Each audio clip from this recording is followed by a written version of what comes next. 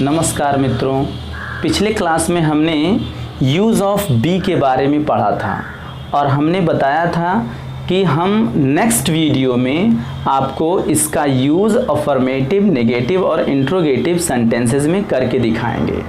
तो आइए हम देखते हैं कि यूज़ ऑफ बी अर्थात इज़, आर, एम, वाज, वर का यूज़ हम कैसे करें, हम कैसे अपनी लैंग्वेज में उसका यूज़ करें और हम उसे कैसे सीखें कि हमें रटना ना पड़े, वो हमारे समझ में आ जाए।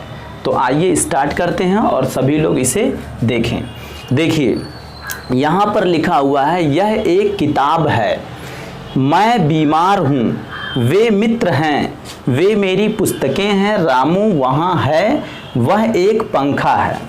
तो इन वाक्यों में कोई कार्य नहीं हो रहा है, इन वाक्यों में केवल होने का सेंस आ रहा है, किसी व्यक्ति के या किसी वस्तु के होने का सेंस आ रहा है। तो यहाँ पे वर्ब बी का यूज़ होगा।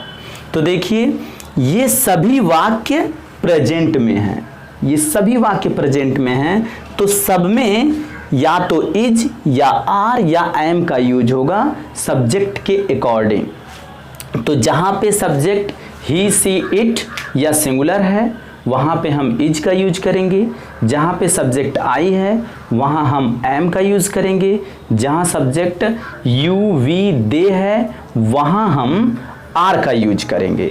तो आइए देखते हैं, यहाँ लिखा हुआ है यह एक किताब है, तो इसमें सब्जेक्ट है यह एक किताब है।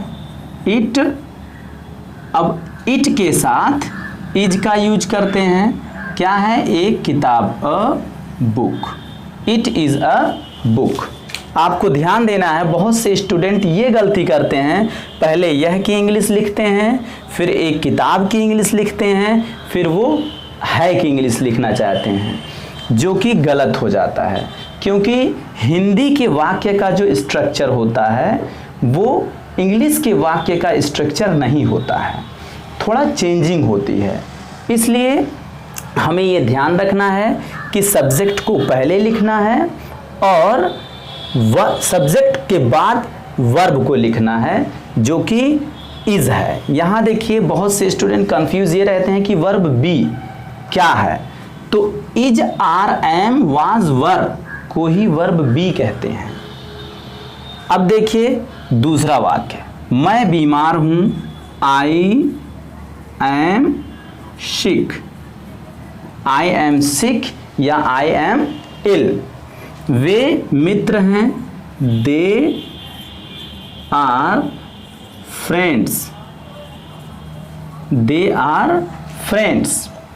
वे मेरी पुस्तकें हैं, those are my books. Ramu वहाँ है, रामू इज देयर। वह एक पंखा है, दैट इज अ फैन।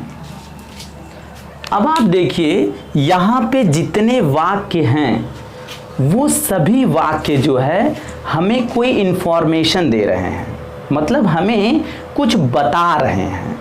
तो जिन वाक्य से कुछ इंफॉर्मेशन मिलता है उस वाक्य को कहते हैं अफर्मेटिव सेंटेंस या स्वीकारात्मक वाक्य।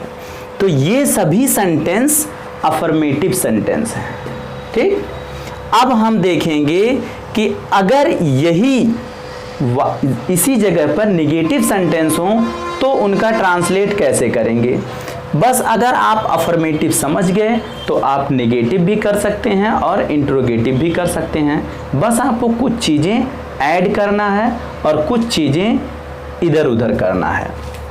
तो जैसे यहाँ लिखा है यह एक किताब है, अगर लिख दिया जाए यह एक किताब नहीं है, मान लीजिए यहाँ पे नहीं ऐड कर दिया गया, तो हम क्या करेंगे, वर्ब के बाद नॉट ऐड कर देंगे, तो ये हो जाएगा it is not a book.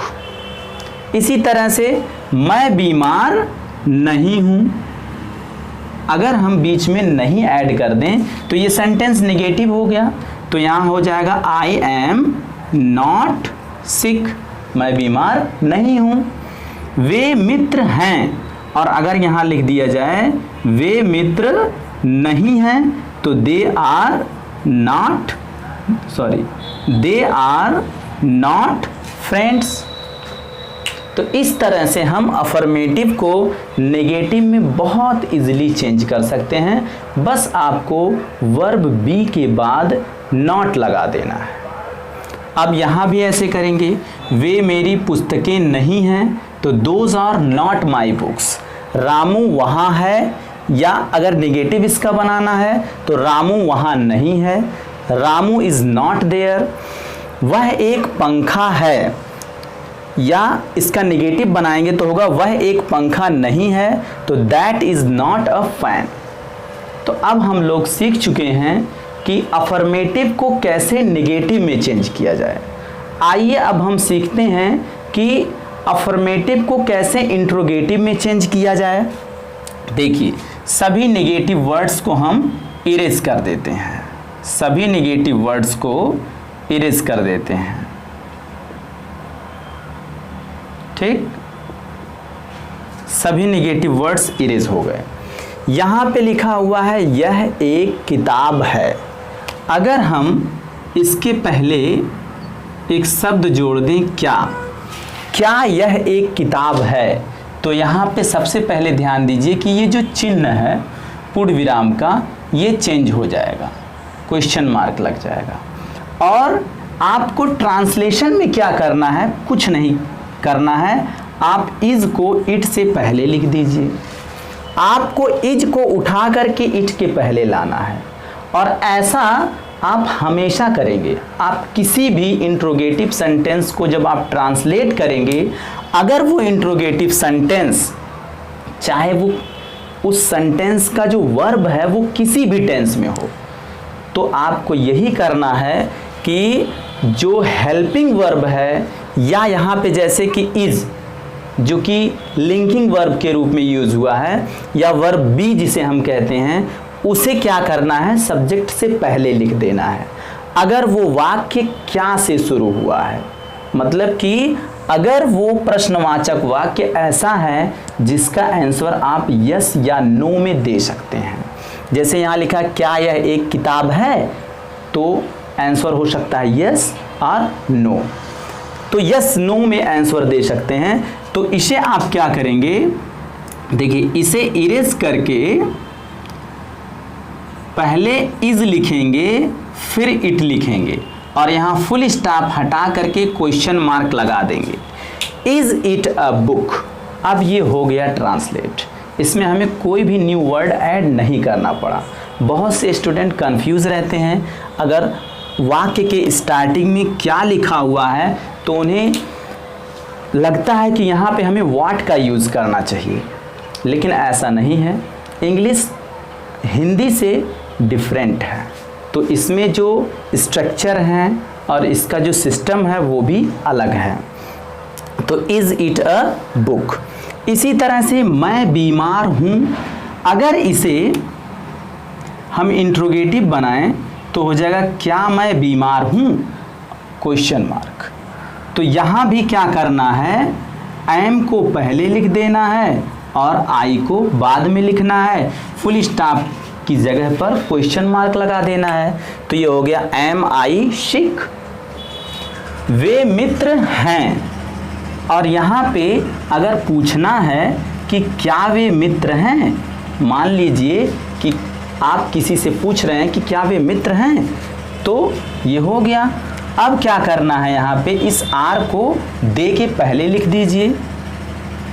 तो इसको इसकी जगह पे ले जाइए, इसको इसकी जगह पे ले जाइए, तो ये हो जाएगा,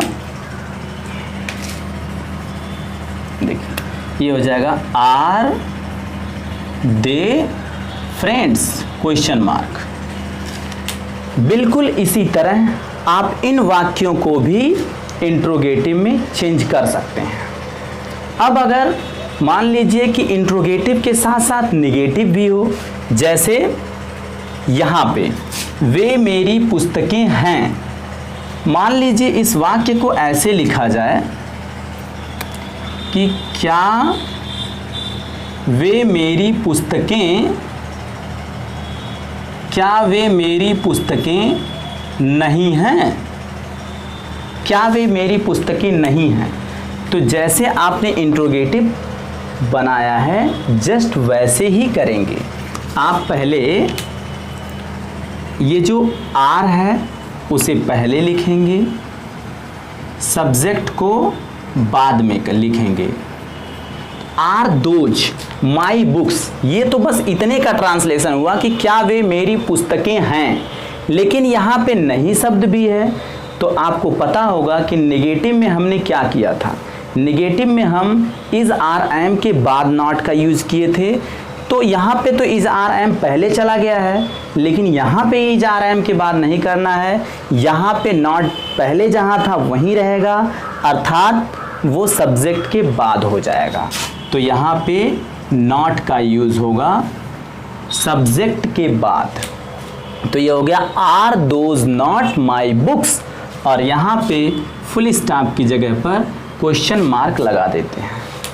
तो आशा है कि अब आप लोग अफर्मेटिव से नेगेटिव या अफर्मेटिव से इंट्रोगेटिव में सेंटेंस को आसानी से कन्वर्ट कर सकते हैं और आप अपनी लैंग्वेज में इसे यूज कर सकते हैं। अब इन्हें देखिए, रामू वहाँ है। अब यदि इसे लिखना हो कि क्या रामू वहाँ है, क्या रामू वहाँ है, जैसे आप पूछते हैं अपने भाई को कि क्या मेरा भाई वहाँ है, या क्या मेरी बहन वहाँ है, या क्या मेरे पिताजी वहाँ पर हैं, तो इस तरह से आप स्पीकिंग कर सकते हैं। तो क्या रामू वहाँ है। आप देखिए, जब ये था रामू वहाँ है तो हो गया रामू इज़ देयर, और इज़ यहाँ पहले आ जाएगा। Is Ramu there, is Ramu there, क्या रामू वहाँ है। क्या मेरा भाई वहाँ है, इज़ माई ब्रदर देयर। क्या मेरे पिताजी वहाँ हैं, इज़ माई फादर देयर। इस तरह से बहुत ईजी है। अब देखिए, वह एक पंखा है, तो क्या वह एक पंखा है, ये हो जाएगा is that a fan, is that a fan. तो अब आप लोग समझ चुके होंगे। ये तो हो गया कि अगर इंट्रोगेटिव सेंटेंस क्या से शुरू हो, लेकिन एक दूसरे तरह का इंट्रोगेटिव सेंटेंस होता है जिसका आंसर आप यस या नो में नहीं दे सकते हैं। जैसे मान लीजिए यह एक किताब है, इसे लिखा जाए यह एक किताब क्यों है, या फिर मैं बीमार हूँ तो मैं बीमार क्यों हूँ, या वह एक ईमानदार आदमी है तो वह ईमानदार क्यों है, या यह कैसा मार्कर है, ये कहा जाए। तो इस तरह से कुछ ऐसे प्रश्नवाचक शब्द होते हैं जैसे क्यों, कहाँ, कब, कैसे, तो इनका आंसर यस या नो में नहीं दे सकते हैं। ठीक।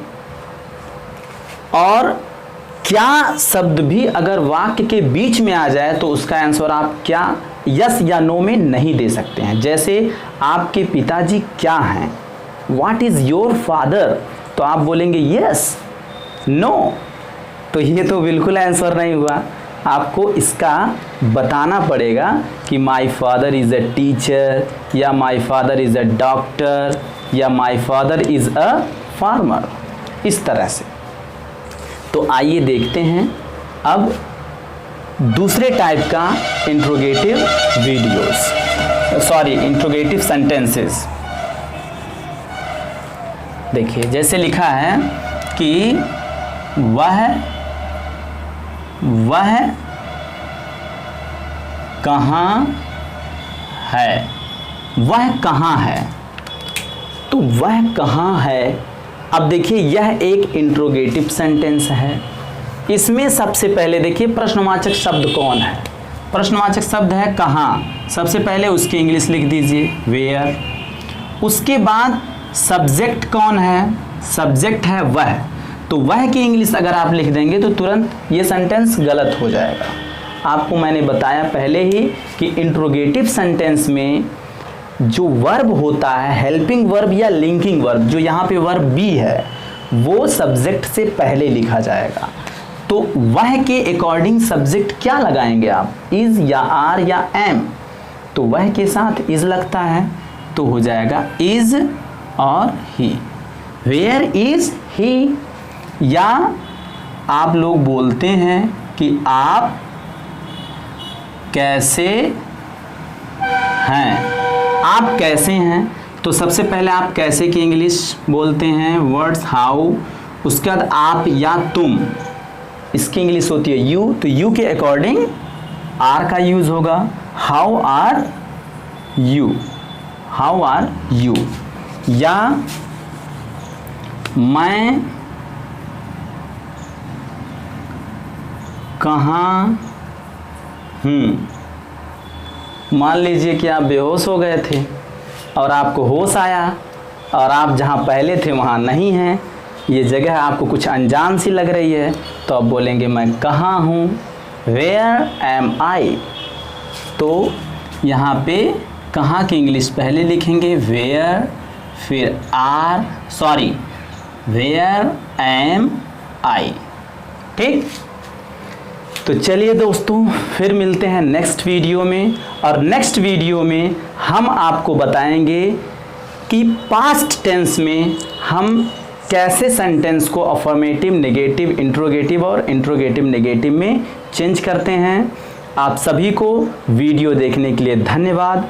आप सभी वीडियो को सब्सक्राइब कर दीजिए ताकि आपको जब हमारा नेक्स्ट वीडियो आए तो आपको वो वीडियो, उसकी नोटिफिकेशन मिल जाए। धन्यवाद।